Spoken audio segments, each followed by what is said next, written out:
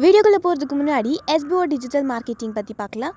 And also this video sponsored by SBO digital marketing. And இந்த பிளாட்ஃபார்மில் நீங்கள் வந்துட்டு ரொம்ப ஈஸியாக ஏர்ன் பண்ணலாம். அண்ட் ஆல்சோ ரொம்ப செக்யூராக இருக்கும் இதில் ஏர்ன் பண்ணுறதுக்கு.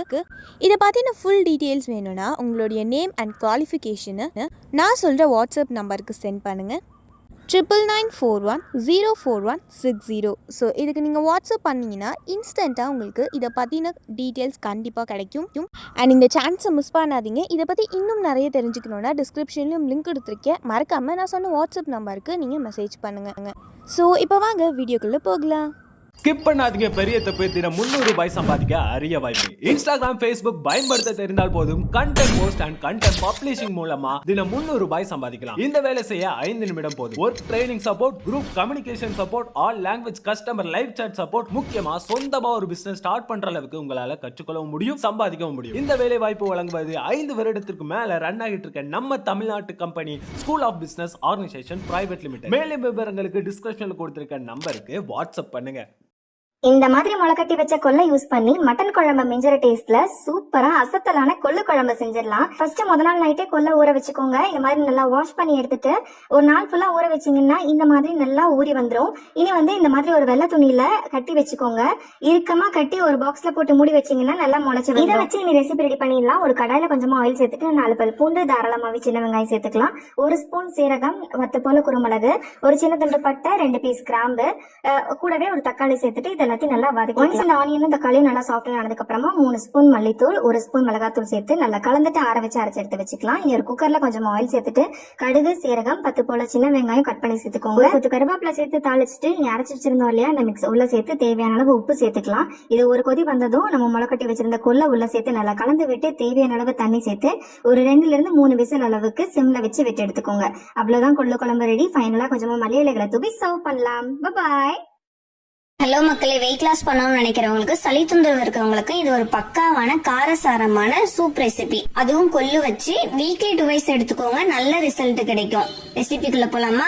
நான் எடுத்துக்கிறது 100 கிராம் கொள்ளு. இந்த அளவுக்கு 4 பேரு கரெக்டா இருக்கும். கொள்ளு நல்லா பொன்னிறமா வறுத்துட்டு நல்லா கழுவிடுங்க. இப்போ ஒரு குக்கர்ல கொள்ளு, பூண்டு, சின்ன வெங்காயம், ஜீரகம், மிளகு, 1 நாட்டு தக்காளி, கருவேப்பிலை, கொத்தமல்லி தழை, பெருங்காய பொடி, உப்பு, மஞ்சள் தூள், அது கூட 1 லிட்டர் தண்ணி சேர்த்து லாஸ்டா நல்லெண்ணெய் 1 டேபிள் ஸ்பூன் விட்டு குக்கரை மூடி 8 to 10 விசில் விட்டீங்கன்னா நல்லா இந்த மாதிரி வெந்திருக்கும். இப்போ வெந்த கொள்ளையில இருக்க தண்ணியை மட்டும் வடிகட்டி ஒரு ஓரமா வச்சிருங்க. கொள்ளை மட்டும் தனியா எடுத்து மிக்ஸி ஜார்ல போட்டு அரைச்சுக்கோங்க. அரைச்ச கொள்ளை வடிகட்டி வச்ச கொள்ளு தண்ணி கூட சேர்த்து கொத்தமல்லி தழை போட்டு நல்லா சுட சுட சர்வ் பண்ணீங்கன்னா சூப் ரெடி. டேஸ்ட் ரொம்ப நல்லா இருக்கும். ட்ரை பண்ணிட்டு எப்படி இருந்துச்சுன்னு சொல்லுங்க. பாய். வாழைத்தண்டுல அதிகமா ஃபைபர் இருக்கனால வாரத்துல 2 நாள் கண்டிப்பா சாப்பிடுங்க. எப்பவுமே கூட்டு பொரியல் செய்யாம கொஞ்சம் வித்தியாசமா சட்னி செஞ்சு சாப்பிடுங்க, நல்லா இருக்கும். பேன்ல நல்லெண்ணெய் சேர்த்து வெங்காயம் சேர்த்துட்டு நல்லா வதக்கிக்கலாம். அடுத்ததா கட் பண்ண வாழைத்தண்டு, கருவேப்பிலை சேர்த்துட்டு இதை நல்லா சாஃப்டா வேகிறதுக்கு தண்ணி சேர்த்து நல்லா வேக வச்சுக்கோங்க. வாழைத்தண்டு நல்லா வெந்த பிறகு இதுல காரத்துக்கு காஞ்ச மிளகாய் சேர்த்துக்கலாம். அடுத்ததா கொஞ்சமா புளி சேர்த்துட்டு 2 நிமிஷம் சாட்டே பண்ணிக்கலாம். நல்லா ஆறின பிறகு மிக்ஸி ஜார்ல மாத்திட்டு வறுத்த வேர்க்கடலை, கட் பண்ண தேங்காய், தேவையான அளவு உப்பு சேர்த்துக்கோங்க. கொஞ்சமா தண்ணி சேர்த்து இதே போல அரைச்சிக்கலாம். கன்சிஸ்டன்சி இப்படிதான் இருக்கணும். இப்ப தாளிக்கிறதுக்கு எண்ணெயில கடுகு, கருவேப்பிலை சேர்த்துட்டு தாளிச்சிட்டீங்கன்னா ஹெல்தியா வாழைத்தண்டு சட்னி ரெடி. இட்லி, தோசை, சப்பாத்தி, ரைஸ்க்கு ரொம்ப நல்லா இருக்கும்.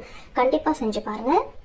அரைச்சு விட்டு முட்டை குழம்பு இந்த மாதிரி செஞ்சு பாருங்க. டேஸ்ட் சூப்பரா இருக்கும். சட்டியில 1 டேபிள் ஸ்பூன் ஆயில் சேர்த்துட்டு 1 டீஸ்பூன் குருமிளகு, 1 டீஸ்பூன் சோம்பு, 1 டீஸ்பூன் ஜீரகம், ஒரு கையளவுக்கு சின்ன வெங்காயம், ஒரு கட்டி பூண்டு, 2 இன்ச் அளவுக்கு இஞ்சி எல்லாத்தையும் சேர்த்து நல்லா வதக்கிட்டு ஆறி வந்ததுக்கு அப்புறமா மிக்ஸி ஜாருக்கு மாத்திட்டு அதோடவே ஒரு தக்காளி பழத்தையும் சேர்த்து நல்லா நைஸா அரைச்சுக்கோங்க. 3/4 கப் போல தேங்காவை கட் பண்ணி அதை பால் எடுத்து தனியா வச்சுக்கலாம். பேன்ல 1 டீஸ்பூன் போல ஆயில் சேர்த்து 1/2 டீஸ்பூன் உப்பு, 1 டீஸ்பூன் மிளகாத்தூள், அதோடவே வேக வச்சிருக்கிற முட்டை ஒரு 6 முட்டையை கீரல் போட்டு 1 நிமிஷம் போல நல்லா வறுத்து வெளியே எடுத்து வச்சுக்கோங்க. பேன்ல 1 டேபிள் ஸ்பூன் ஆயில் சேர்த்துட்டு 1 டீஸ்பூன் ஜீரகம் சேர்த்து அதோடவே ஸ்பைசஸ் எல்லாம் சேர்த்துட்டு ஒரு கொத்து கருவேப்பிலையும் சேர்த்து நம்ம அரைச்ச விழுதையும் சேர்த்து நல்ல எண்ணெய் பிரியற மாதிரி நல்லா 1 நிமிஷம் போல வதக்கி விட்டுட்டு 1 கப் போல தண்ணி சேர்த்து நல்லா கலந்து விட்டுருங்க. அதோடவே 1 டீஸ்பூன் போல உப்பு சேர்த்து நல்லா கலந்து விட்டுட்டு நம்ம அரைச்சு வச்சிருக்கிற 1/2 கப் போல தேங்காய் பாலை சேர்த்து நல்லா கலந்து விட்டுக்கலாம். திக்கான தேங்காய் பாலா சேர்த்துக்கோங்க. நல்லா கலந்து விட்டுட்டு ஹை ஃபிளேம்ல வச்சு கொதிக்க வச்சுக்கோங்க. குழம்பு நல்லா கொதி வரும்போது நம்ம வறுத்து வச்சிருக்கிற முட்டையை சேர்த்து நல்லா ஹை ஃபிளேம்ல 5 நிமிஷம் கொதிக்க வச்சு மீடியம் ஃபிளேமுக்கு கொண்டு போய் மூடி வச்சிருங்க. அவ்வளவுதான். நல்லா எண்ணெய் எல்லாம் செப்பரேட் ஆனதுக்கு அப்புறம் ஸ்டவ் அணைச்சிட்டு 1/2 கை அளவுக்கு மல்லித்தலை தூவி இறக்குனீங்கன்னா டேஸ்டியான அரைச்சு விட்ட தேங்காய் பால் முட்டை குழம்பு சூப்பரா ரெடி ஆயிடுச்சுங்க. கண்டிப்பா ட்ரை பண்ணி பாருங்க. தேங்க்யூ.